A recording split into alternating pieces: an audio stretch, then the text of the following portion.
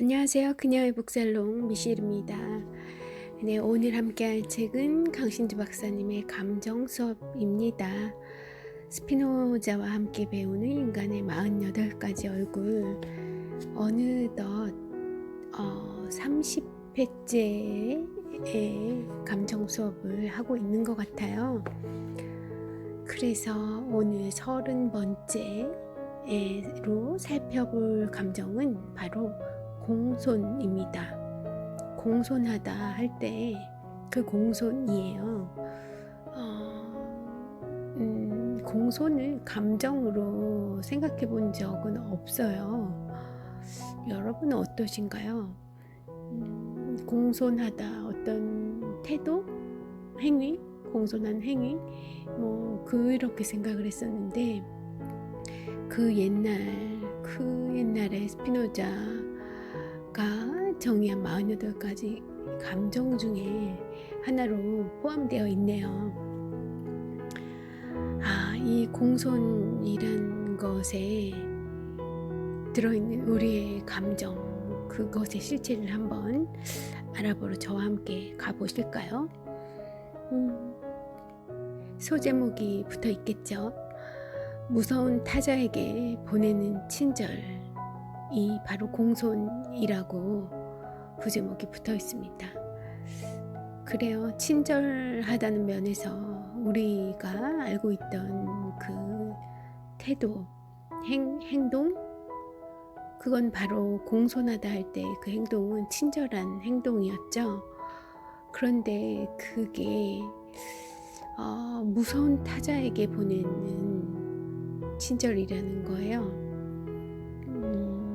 그러니까 무섭지 않은 만만한 그런 타자에게 보내는 친절은 그런 때는 공손이 나오지 않는다는 거죠. 그러니까 무서운 타자에게 보내는 친절이다. 친절은 친절인데 뭔가 왠지 좀 석연치 않은 구석이 느껴지지 않나요?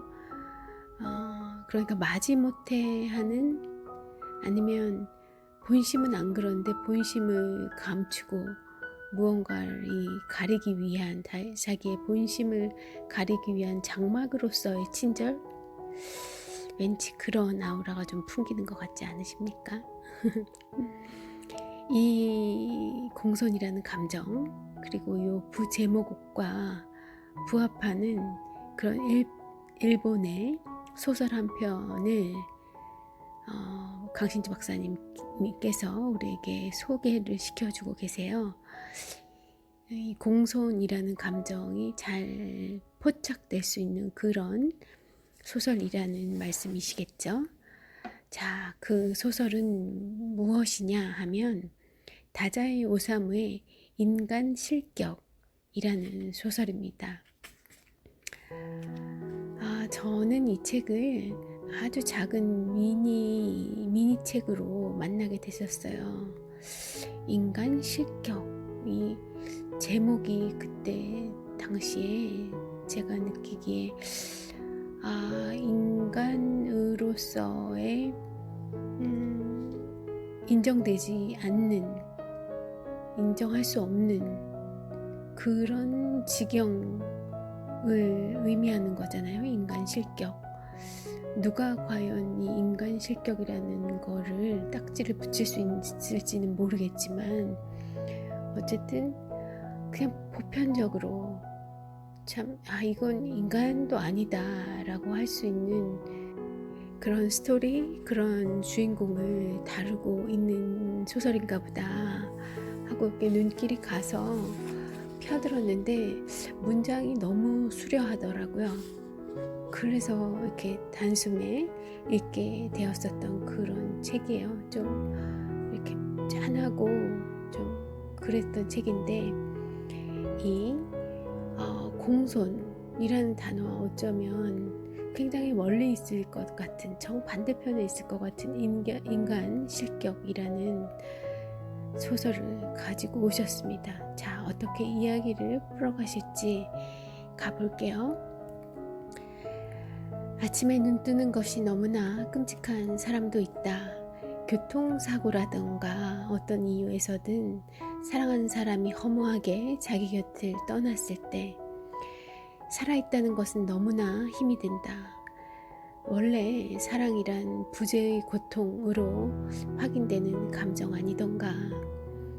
잠시 헤어져 있는 것도 엄청난 고통을 안겨주는데 이제 죽어서 영영 돌아오지 못한 길을 애인이 떠났다면 부재의 고통은 표현할 수 없이 끔찍하고 극단적인 고통으로 변하게 될 것이다.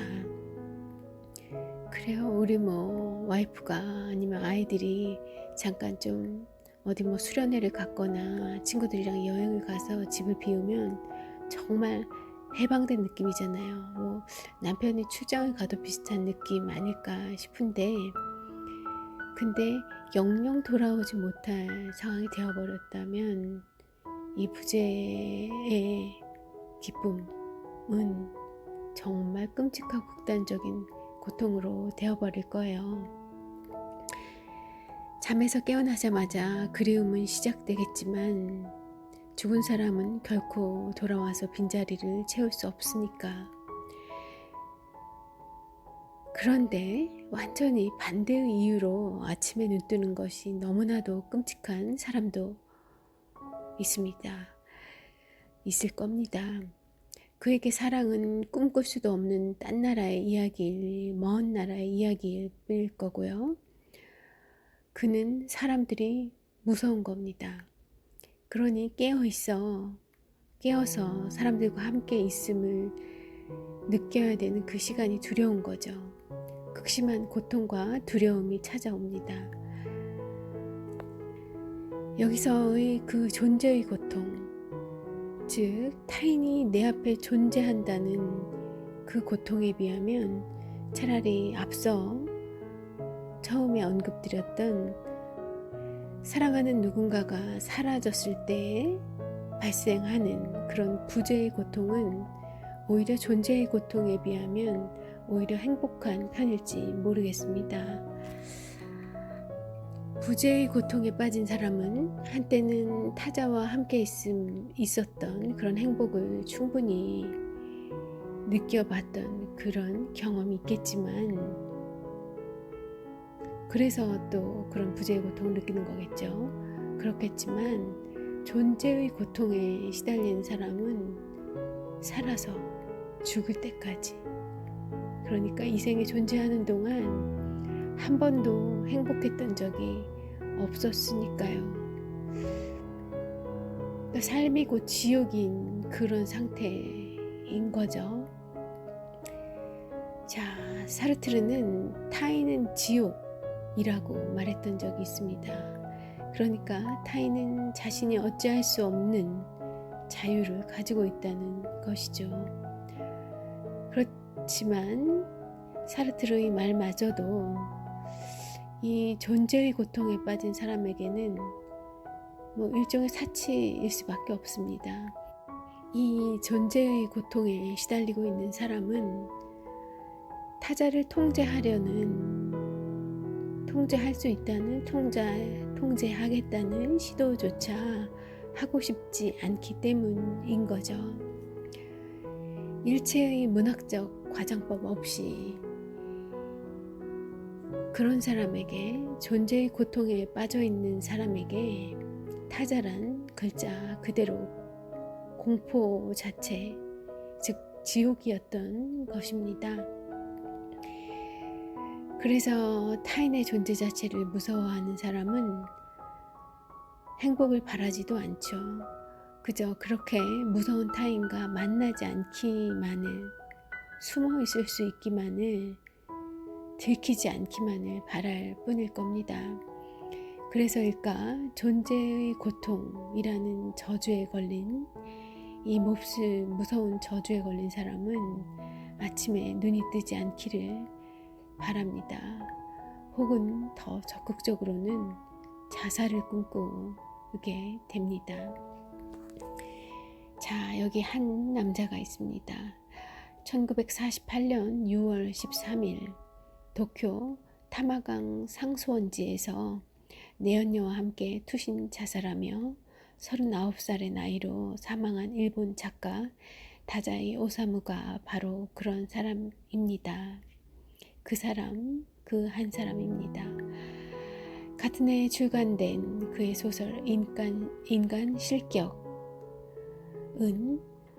오사무가 자신의 유년 시절을 사로잡았던 그 타자에 대한 공포감을 이야기하면서 시작되죠. 자, 인간 실격의 한 문단을 읽어 드리겠습니다.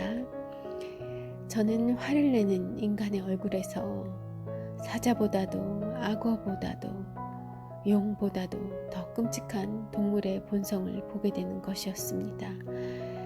평상시에는 본성을 숨기고 있다가 어떤 순간에 예컨대 소가 풀밭에서 느긋하게 잠자고 있다가 갑자기 꼬리로 배에 앉은 쇠등이를 탁 쳐서 죽이듯이 그렇게 갑자기 무시무시한 정체를 노여움이라는 형태로 드러내는 모습을 보면 저는 언제나 머리털이 곤두서는 듯한 공포를 느꼈습니다. 이 본성 또한 인간이 되는데 필요한 자격 중 하나일는지 모르겠다 생각하면 저 자신에 대한 절망감에 휩싸이곤 했습니다. 네, 이게 인간 실격 중 한 문단이었어요. 이 사람이 얼마나 극심한 주인공이 극심한 공포에 빠져 있는지, 공포와 더불어 절망에 빠져 있는 글을 볼 수 있게 됩니다. 타자가 무섭다면 우리는 그에게 화를 낼 수 없습니다. 작가가 자신이 인간으로서는 실격이라고 생각했던 것은 바로 이 때문이었습니다. 타자가 무섭다면 우리는 자신의 욕망을 당당하게 주장할 수 없죠. 항상 타자의 욕망에 맞추어 살아갈 수밖에 없는 것입니다. 없게 됩니다. 이런 상태라면 이미 우리는 죽은 것 아닌가. 살아있다는 것은 자신의 욕망을 관철시키려는 의지를 가지고 있다는 것이니까. 그렇다. 자신의 욕망 자체를 부정하지 않으면서 타자의 욕망에 순종할 수는 없다. 어떻게 이것이 인간의 삶이라 할 수 있겠는가? 그냥 감독이 시키는 대로 연기하는 배우의 삶일 뿐 헛기비의 삶에 불과한 것이다. 그래서 작가가 자신의 분신 요조의 유년 시절 경험을 통해 자신이 어떤 식으로 타자를 무서워했는지 묘사하는 대목은 서럽고 또 서럽기만 하다. 네, 이 다자이 오사무 작가의 분신이 바로 이 인간 실격의 주인공으로 분했어요. 요조라는 남성입니다. 자, 소설 속 이야기를 조금 더 읽어 드릴게요. 언젠가 아버님은 도쿄로 가시기 전날 밤 아이들을 손님방에 모아놓고 이번에는 어떤 선물이 좋을지 한 사람 한 사람한테 웃으며 물으시고는 아이들의 대답을 일일이 수첩에 적어 넣으셨습니다. 아버지가 아이들을 그렇게 친밀하게 대하시는 것은 드문 일이었죠. 요조는 하고 아버지가 물으셨을 때 저는 우물쭈물 대답을 못하고 말았습니다. 뭐가 갖고 싶지? 누군가 이렇게 물으면 저는 그 순간 갖고 싶은 게 아무것도 없어져 버리곤 했습니다. 아무래도 상관없어. 어차피 나를 즐겁게 해줄 것 따위는 없어. 그런 생각이 꿈틀 일어났던 것이죠. 그러면서 남이 준 것은 아무리 제 취향에 맞지 않아도 거절도 못했습니다. 싫은 것을 싫다고 하지도 못하고 또 좋아하는 것도 쭈뼛쭈뼛 훔치듯이 전혀 즐기지도 못하고 그러고는 표현할 길 없는 공포에 몸부림쳤습니다. 즉 저에게는 양자택이라는 능력조차도 없었던 것입니다. 이것은 훗날 저의 소위 부끄럼 많은 생애의 큰 원인이 되기도 한 성격의 하나였던 것 같습니다. 네, 우유부단한 그의 성격이 잘 드러나고 있죠. 양자택일하는 능력이라고 표현되어 있지만 저는 좀 이 선택하는 능력이라고 좀 고쳐서 표현을 하면 어떨까 싶네요. 어린 시절부터 이런 공포와 좌절감이 내면화되어 있었어요. 그 긴 세월을 이 다사이 오사무 그 긴 세월을 참 어떻게 보면 이 지점에서 카프카가 생각나기도 하고요. 그렇지만 그 불행한 그 편치 않은 그 괴로운 심리 상태가 또 이런 위대한 문학 작품을 저희에게 남겨주는 것 같기도 합니다. 그것이 그들의 생애, 짧은 생에 위안이 좀 되었으면 하는 바람도 있고요. 또 어린 시절에 저에게 이런 면도 있지 않았었던가 싶기도 하고 그래요. 요조에게 아버지는 사랑하는 존재가 아니다. 그냥 언제든지 화를 낼 수 있는 타자일 뿐이었다. 그런데 아버지가 어느 날 요조에게 묻는다. 도쿄에 갔다 올 때 어떤 선물을 사다 줄까 하고 물은 거죠. 이럴 때 위기가 다가왔다 라고 요조는 느끼는 겁니다. 타자로서 아버지가 무서웠던 요조는 무서운 타자였던 거예요. 아버지가 어린 요조에게는 달팽이가 촉수로 앞길을 가늠하듯이 아버지의 내면을 읽으려고 합니다. 도대체 아버지는 자신이 어떤 선물을 원한다고 생각하는 것일까? 내가 어떤 선물을 원한다고 이야기해주면 아빠가 좋아할까? 그런 생각을 한 것이지 않을까요? 어린 요조에게 어떻게 가지고 싶은 것이 없겠는가? 그렇지만 아버지가 질문하는 순간 요조는 자신의 욕망을 들여다보지 못하고 그저 아버지의 욕망만을 자기 속에서 찾아내려고 한 거죠.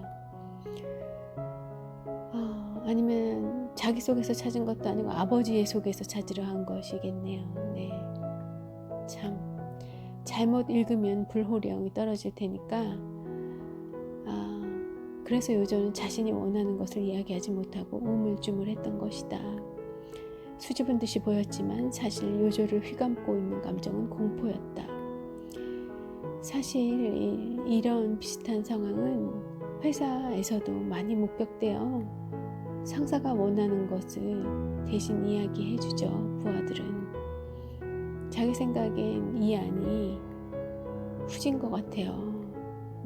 모자란 부분들이 이렇게 가면 안 될 것 같은 게 읽혀져요. 그렇지만 상사가 원하니까 그가 그것이라고 결정을 하고 있다는 걸 알아차렸으니까 그의 의견에 동조해주는 이야기를 대신 하게 되죠.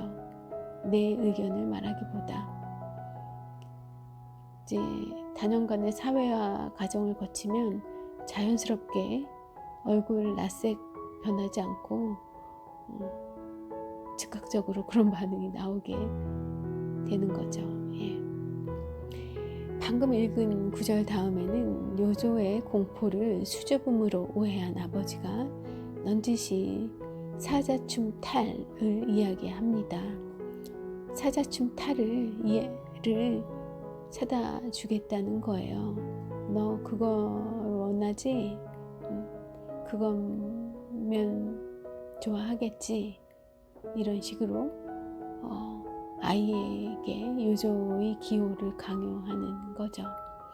그날 밤 요조는 아버지 방에 몰래 들어가 아버지의 수첩에 사자춤이라는 글자를 써넣게 됩니다. 마치 자신이 원하는 것을 아버지가 맞추었지만 면전에서는 수줍음 때문에 말하지 못했다는 듯이. 그렇지만 진실은 그 반대였죠. 내가 원하는 것이 중요한 것이 아니라 아버지가 원하는 것을 원하고 싶었던 겁니다. 무서워서요. 그래야 아버지라는 타자로부터 소가 풀밭에서 느긋하게 잠자고 있다가 갑자기 꼬리로 배에 앉은 쇠등이를 탁 쳐서 죽이는 것과 같은 자기를 향해 퍼붓는 그 분노를, 아버지의 분노를 피할 수 있을 때니까 말이죠. 요조의 행동에서 우리는 내면의 공포가 외면의 수줍음, 항상 타자의 말에 순종적인 공손함으로 드러나는 메커니즘을 주목할 필요가 있겠습니다. 스피노자가 위대한 이유는 그가 이 메커니즘을 정확히 포착하고 있었기 때문이죠. 자, 스피노자는 에티카에서 이렇게 정의합니다. 공손함이나 온건함은 사람들의 마음에 드는 일은 하고 그렇지 않은 일은 하지 않으려는 인간의 욕망이다. 공손함, 온건함 이런 것들은 내 마음이 아니라 타자들의 마음에 드는 일은 하고 타자들의 마음에 들지 않는 일은 않겠다 하는 욕망이라는 거예요. 이것이 모든 인간들이 정도의 차이는 있지만 다 가지고 있는 그런 인간의 본질적인 감정 중에 한 가지라는 겁니다. 자신의 말을 잘 듣는 아이, 즉 투정을 부리지 않고 너무나 의젓한 아이를 보면 어른들은 미소를 띠며 말하곤 하죠. 아이가 정말 공손하네요. 혹은 참 착하고 순한 아이야. 그렇지만 이걸 아셔야 합니다. 아이는 그런 평판을 듣기 위해 얼마나 당신의 욕망에 순종하고 있는지를, 그리고 그만큼 그 아이는 또 얼마나 자신의 욕망을 부정하고 있는지를, 부정하는 그 습관이 내면화된다는 것을, 스피노자의 말대로 공손함이나 온건함은 사람들이 마음에 드는 일은 하고 그렇지 않은 일은 하지 않으려고 할 때의 감정입니다. 표면적으로 타인을 배려하는 공동체 의식이 있는 것처럼 보이지만 그 이면에는 타인들 혹은 공동체에 대한 공포가 드리우고 있는 짙은 그늘을 보아야만 합니다. 그래요. 이렇게 공손으로 자기의 욕망을 부정하는 것이 습관이 되면, 그런 경험들이 쌓이면 어딘가 분출할 곳을 찾게 된다는 거죠. 어느 날 갑자기 그런 것들이 쌓여서 큰 기이한 행동으로, 적절치 못한 행동으로 드러나게 된다는 거예요. 그것이 사회 인간들의 관계에 문제적인 요소가 될 수 있죠. 범죄로 나타날 수도 있는 거고, 본인에게 해를 가하면 자살이 될 수도 있는 거고요.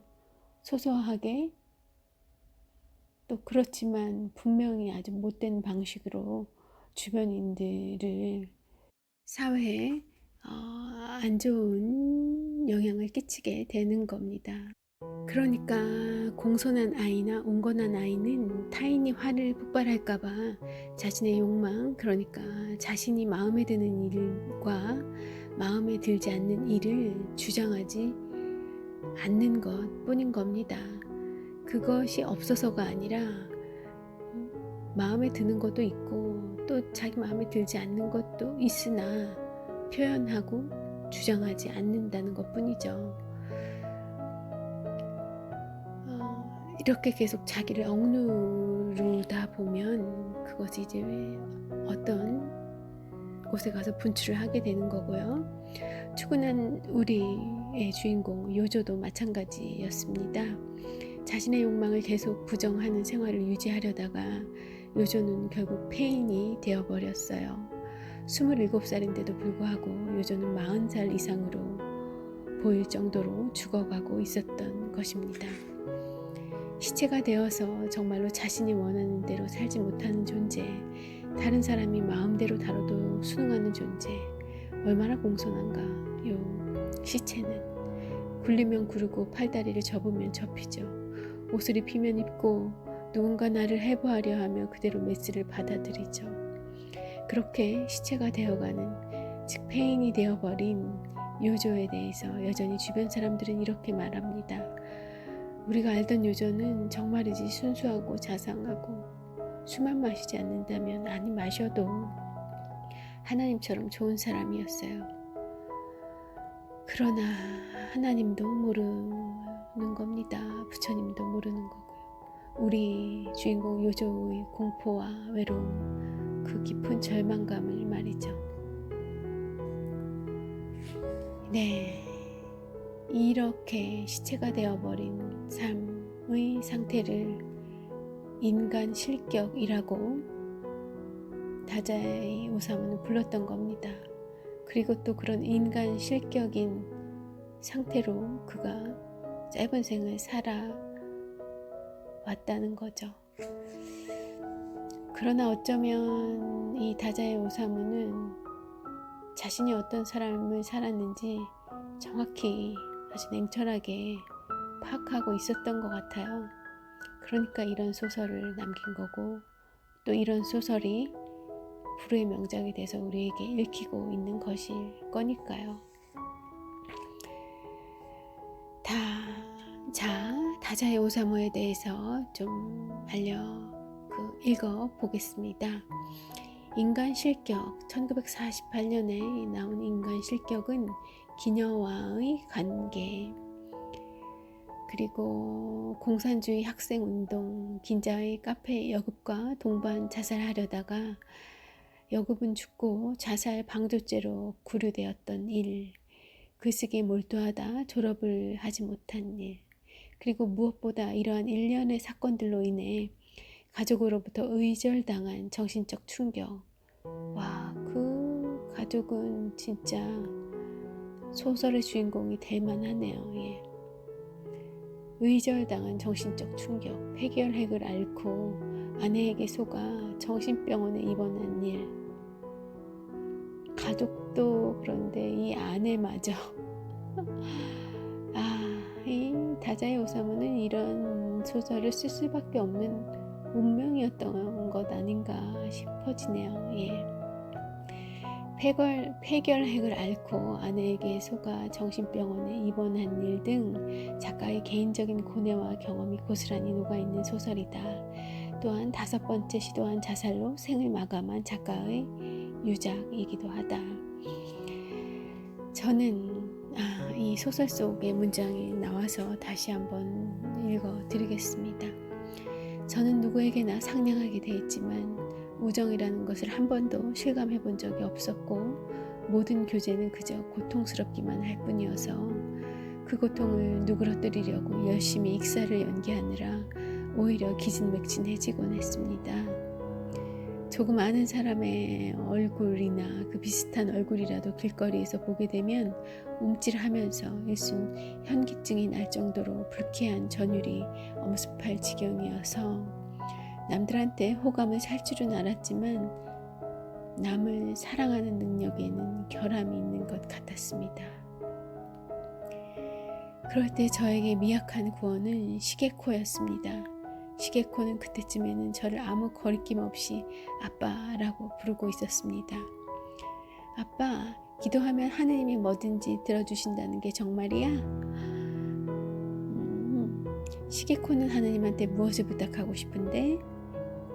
시게코는 말이야, 진짜 아빠를 갖고 싶어. 화들짝 놀라고 아찔하게 현기증이 났습니다. 적, 내가 시게코의 적인지 시게코가 나의 적인지, 어쨌든 여기에도 나를 위협하는 끔찍한 인간이 있었구나. 타인, 불가사의한 타인, 비밀투성이 타인. 시게코의 얼굴이 갑자기 그렇게 보였습니다. 와, 무려 이런 문장들이에요. 정말 탁월한 그 내면의 묘사였던 것 같아요. 이 소설 전체가 사실 그렇습니다. 자, 강신주 박사님의 어드바이스 들어볼게요. 세상에는 세 종류의 인간이 있다. 첫째 부류는 모든 사람에게서 온화하다고 칭찬이 자자한 사람이다.